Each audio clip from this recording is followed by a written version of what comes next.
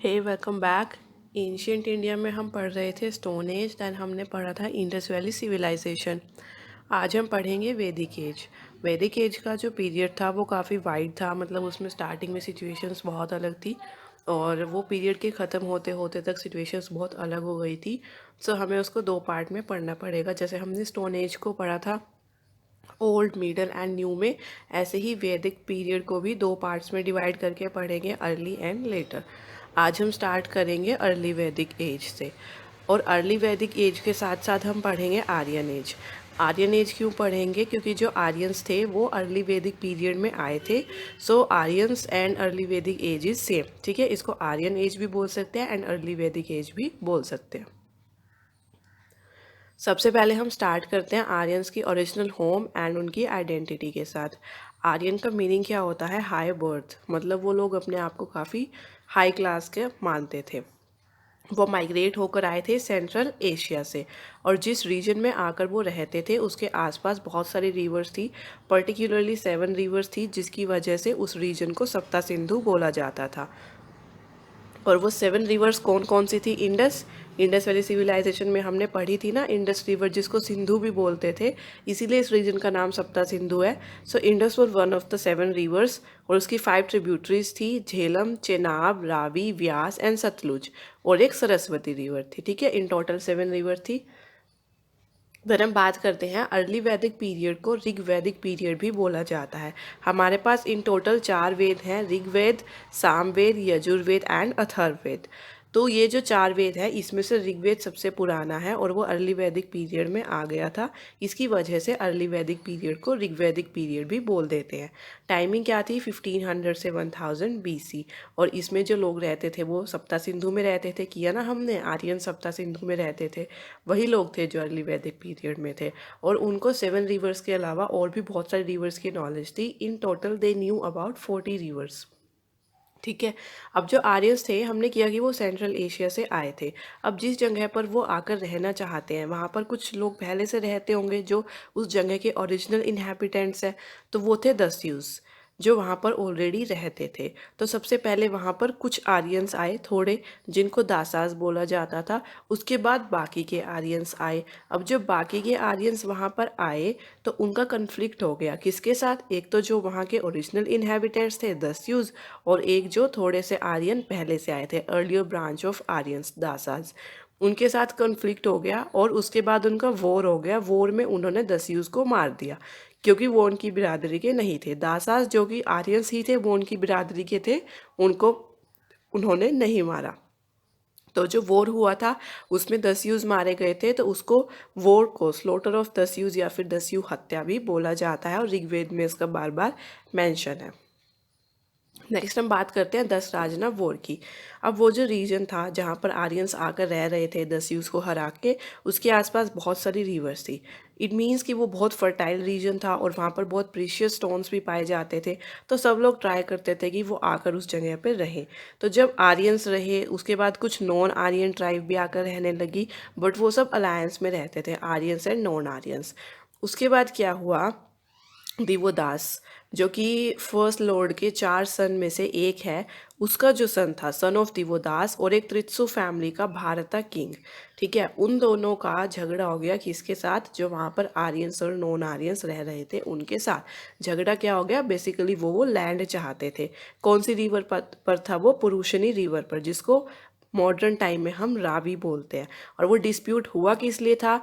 जो भारता किंग था उनका जो प्रिस्ट था वशिष्ठ, ऋषि वशिष्ठ, और जो आर्यंस थे उनका प्रिस्ट कौन था? विश्वामित्र। तो जो वशिष्ठ, ऋषि वशिष्ठ और ऋषि विश्वामित्र था, उन दोनों के बीच में झगड़ा हो गया, जिसकी वजह से उनके जो किंग्स थे, मतलब कि ऋषि वशिष्ठ के कौन से किंग थे, कौन से किंगडम के प्रिस्ट थे? वो भारतक किंगडम के। और जो विश्वामित्र थे वो कहाँ के किंग थे? आर्यंस के। तो भारतक किंग और आर्यंस के बीच में क्या हो गया? झगड़ा, वॉर हो गया बेसिकली। तो जो वॉर था, जहाँ जो आर्यंस थे उनकी साइड से 10 ट्राइब्स थी वॉर में, 5 आर्यंस की थी एंड 5 नॉन आर्यंस की थी।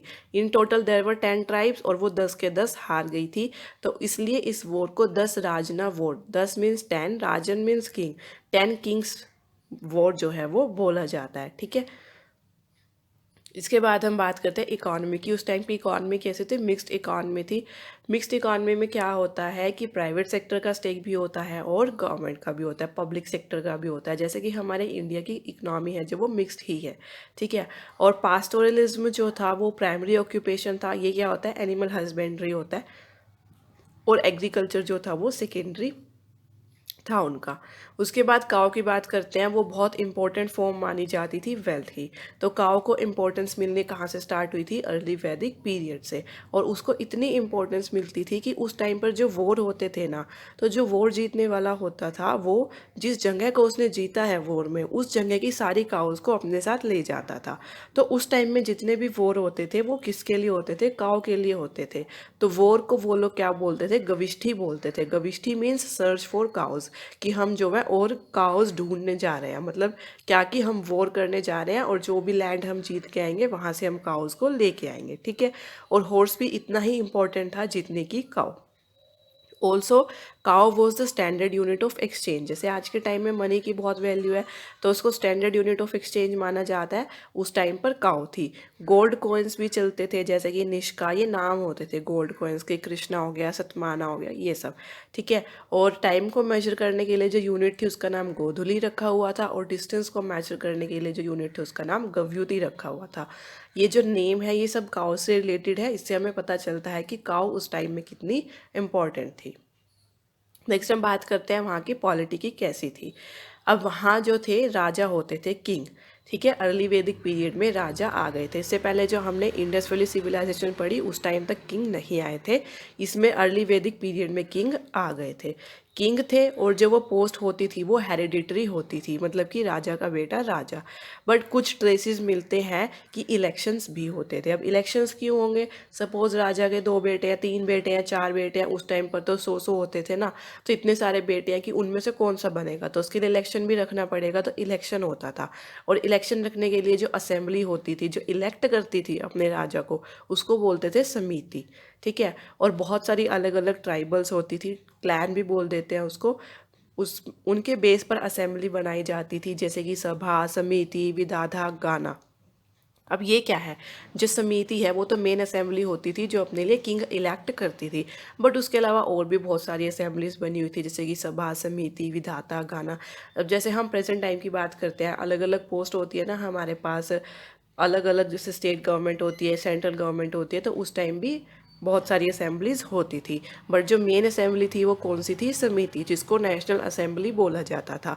और उसके अलावा जो सभा थी वो भी एक बहुत मेन असेंबली मानी जाती थी। और वो क्या होता था, काउंसिल ऑफ एल्डर्स, मतलब उसमें सिर्फ बड़े लोग ही हिस्सा लेते थे। कोई रेगुलर टैक्सेशन का सिस्टम उस टाइम तक नहीं चला था। बस लोग जो थे वो राजा को बलि दे देते थे, मतलब वॉलंटरी ऑफरिंग देते थे, जिसको बलि बोला जाता था। और अर्ली वैदिक पीरियड तक कोई भी आर्मी का ट्रेसेस हमें नहीं मिला है, आर्मी नहीं होती थी।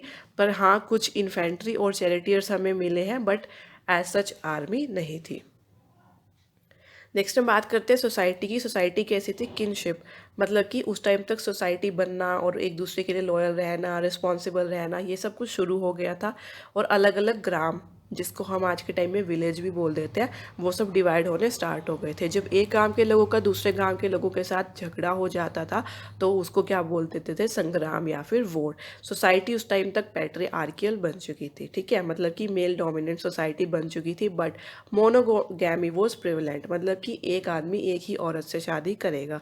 चाइल्ड मैरिज उस टाइम तक नहीं होती थी। और विडो री मैरिज वॉज प्रैक्टाइज्ड, ठीक है। मतलब क्या है कि पेट्रियार्कियल सोसाइटी बननी स्टार्ट हो चुकी थी। बट उस टाइम तक ये जो इविल रिचुअल्स है ना, हमारी बुरी प्रथाएं जिनको माना जाता है, वो सब स्टार्ट नहीं हुई थी, ठीक है। और जो वर्णा है, मतलब कि हम लोगों को जो डिवाइड करते हैं, 4 क्लास में डिवाइड किया जाता है उनको, वो पहली बार अर्ली वैदिक एज में किया गया था। और वो कलर के बेस पर किया गया था, ठीक है। वर्णा का जो डिवीजन था उस टाइम पर कलर के बेस पर किया गया था। ब्राह्मण्स किसको बोलते थे, टीचर्स और प्रिस्ट को। क्षत्रिय बोलते थे रूलर्स एंड एडमिनिस्ट्रेटर्स को। वैश्यस में मेनली पीजेंट्स, किसान लोग, मर्चेंट्स, बैंकर्स, ये सब लोग आते थे। और शूद्र में कौन आते थे, आर्टिस्ट्स एंड लेबरर्स आते थे, ठीक है। तो मतलब उस टाइम तक है ना, कोई लो एंड हाई क्लास में डिवाइड करने के लिए नहीं बनाया था, वर्क के बेस पे कि मतलब ये लोग जो हैं ये काम करते हैं, ये लोग ये काम करते हैं, इनकी क्लास डिवाइड कर देते हैं, उस हिसाब से क्लास डिवाइड की गई थी। बट लेटर ऑन ब्राह्मण्स जो कि सबसे ऊंचे माने जाते थे, उन्होंने उस डिवीजन को क्लास डिवीजन में चेंज कर दिया और वो खुद को हाई क्लास और बाकी सब लोगों को लो क्लास बोलने लगे। नेक्स्ट हम बात करते हैं रिलीजियस प्रैक्टिसेस की। वो भी नेचर की वर्शिप में बिलीव करते थे, जैसे कि इंडस वैली सिविलाइजेशन में था। टेम्पल्स और आइडल वर्शिप उस टाइम तक नहीं हुई थी। यजन्स मतलब कि जो हम हवन करते हैं वो शुरू हो चुके थे, और उस टाइम के मेन गॉड किसको माना जाता था? सोम को। सोमनाथ का जो टेम्पल है वो सोमदेव भी जिनको बोल देते हैं, और उनको गॉड ऑफ प्लांट्स माना जाता था, और एक इंटॉक्सिकेटिंग ड्रिंक है जो उनके नाम के ऊपर रखा गया है। और फीमेल डीटी की अगर हम बात करें तो वो कौन थे? आदित्यन उषा। आदित्यन उषा बेसिकली टर्म किसके लिए यूज़ किया जाता है? जब बिल्कुल सुबह होती है ना, सूरज निकलता है, उस टाइम के लिए यूज़ किया जाता है। अब जैसे हमने पढ़ा कि उस टाइम के लोग नेचर को बहुत रिस्पेक्ट करते थे, तो उन्होंने सुबह का जो टाइम होता है वो डिवाइन टाइम होता है ना, वो कहते हैं कि सुबह सुबह उठकर सूर्य नमस्कार करना चाहिए, उस टाइम बहुत पॉजिटिव वाइब्रेशंस होती है। तो उस डिवाइन टाइम को इम्पोर्टेंस देने के लिए उसका नाम आदिति और उषा रख के उसको फीमेल डीटी के रूप में उसकी पूजा करते थे। देन हम डिटीज़ की बात कर लेते हैं। उस टाइम पर मतलब कौन से डिटी होते थे? जैसे जितने भी हमने पढ़ा कि आइडोलेट्री नहीं थी, टेम्पल्स नहीं थे, बट जैसे नेचर की रिस्पेक्ट करने के लिए जैसे उन्होंने क्या किया कि एक पहाड़ों के देवता बना लिए, एक नदियों के देवता मतलब जल देवता बना लिए, एक वायु देवता बना लिए, ताकि लोग जो हैं नेचर की रिस्पेक्ट करना सीखे। तो इस तरह से उन्होंने देवता बना लिए थे, ठीक है। तो सबसे पहले कौन है? इंद्रदेव, जिनको ब्रेकर ऑफ फोर्स बोला जाता है। देन अग्निदेव, अग्नि ही नाम था उनका। और वाटर गॉड किसको बोला जाता है? वरुण को। 7 हॉर्सेस वाला गॉड किसको बोला जाता है? सूर्य को। देन गॉड ऑफ लाइट की जो हमें क्या देंगे? लाइट, यहाँ पर प्रकाश नहीं है, गॉड ऑफ लाइट मतलब जो हमें ज्ञान देंगे, वो सावित्री को। सोलर गॉड सूर्य देव। मित्र को। गॉड ऑफ मैरिज किसको बोला जाता था? Pushan. Then one who covered earth in 3 steps, Vishnu. Vishnu देव जो थे वो भी बहुत इंपॉर्टेंट माने जाते थे, और ऐसा माना जाता था कि वो जो है पूरी अर्थ को 3 स्टेप्स में कवर कर सकते हैं। एनिमल्स के god Rudra. Then oldest god वो मानते थे दयाउस को, या फिर उसको फादर ऑफ वर्ल्ड भी वो उस टाइम पर बोलते थे। गॉड ऑफ हेल्थ किसको बोलते थे? अश्विन को। और रिवर की गॉडेस थी सिंधु रिवर बोलते थे। रिवर का नाम सिंधु था ना, गॉडेस का नाम भी उन्होंने सिंधु ही रख रखा था। सिंधु देवी क्या कर पूजा करते थे, ठीक है। God of death Yama. And personified storm. Personified storm, personified क्या होता है? जब हम किसी चीज़ को मानवीकरण कर देते हैं तो वो मेरठ, ठीक है। ये सब होते थे नाम उनके। बेसिकली क्या होता था? नेचर की पूजा करने के लिए भगवानों के नाम रखे हुए हैं, ताकि नेचर की रिस्पेक्ट करनी सीख जाएं लोग। अब बात करते हैं टाइप्स ऑफ मैरिजेस। उस टाइम तक बहुत सारी मैरिजेस जो थी वो फैशन में थी, तो कौन कौन सी थी?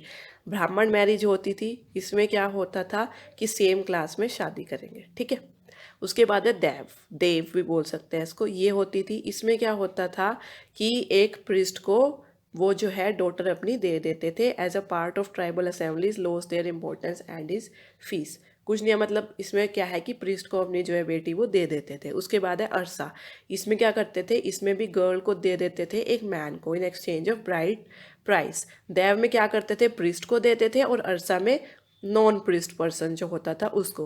देन प्रजापत्य की बात करते हैं। ये जो शादी आजकल हमारे प्रचलन में है, जो नॉर्मल शादी होती है without dowry and without demanding the bride price, ठीक है। आई नो कि डाउरी वाली शादियाँ भी होती है आज के टाइम में, बट मेजोरिटी इज़ बिना डाउरी वाली ना, तो वो ये वाली है। उसके बाद लव मैरिज, उसको गांधर्व विवाह बोलते थे। और मैं तुझको उठा लाया हूँ तेरे घर से तेरे बाप के डर से, वो वाली शादी कौन सी होती थी? असुर विवाह उसको बोला जाता था। और किडनैपिंग को क्या बोला जाता था? राक्षस विवाह। और पिशाच वाले जो विवाह होते थे वो कौन से होते थे? मैरिज बाय सिडक्शन, लव जिहाद, ठीक है। ये टाइप्स ऑफ मैरिजेस थी। अब हम उनकी इंपॉर्टेंट रिचुअल्स की बात कर लेते हैं। 3 इंपॉर्टेंट रिचुअल्स थी। पहले थी राजा सूया। उसमें क्या था? जो किंग का इन्फ्लुएंस था वो स्ट्रेंथन कैसे होता था? रिचुअल से। मतलब ऐसा माना जाता था बहुत सारे यज्ञ किए जाते थे कि यज्ञ करने से किंग का जो इन्फ्लुएंस है वो बढ़ जाएगा। तो किंग सेक्रीफाइस करता था और ये माना जाता था कि ये जो सेक्रीफाइस कर रहा है उस सेक्रीफाइस से उसको और ज़्यादा पावर मिलने वाली है। अश्वमेधा होता था, ये आपने बहुत बार सुना होगा। इसमें क्या करते थे, एक रॉयल हॉर्स था, एक राजा है, वो अपना घोड़ा छोड़ेगा, वो घोड़ा जिस जिस भी एरिया से निकलेगा, अगर किसी मतलब जिस एरिया से निकल रहा है वहाँ उस एरिया के राजा ने उस घोड़े को अपने एरिया से निकलने दिया तो मतलब वो हार मान गया और उसका हिस्सा जो है अब वो घोड़े वाले राजा ने ले लिया। पर अगर उस राजा ने उस घोड़े को रोक लिया तो फिर उस राजा के बीच में और जिसका वो घोड़ा था उस राजा के बीच में वॉर होगा और जो जीतेगा वो ज़मीन उसकी। ठीक है। उसके बाद है वाजापेया। इसमें क्या होता था, किंग जो था एक चैरियट रेस रखता था जिसमें रॉयल चैरियट जो है वो जीतती थी अगेंस्ट हिज किंग्स मैन, उसके रिश्तेदारों के अगेंस्ट। ये इंपॉर्टेंट रिचुअल्स थी उस टाइम की। सो यहाँ पर हमारा अर्ली वैदिक पीरियड खत्म होता है। नेक्स्ट क्लास में हम पढ़ेंगे लेटर वैदिक पीरियड। Okay, thanks.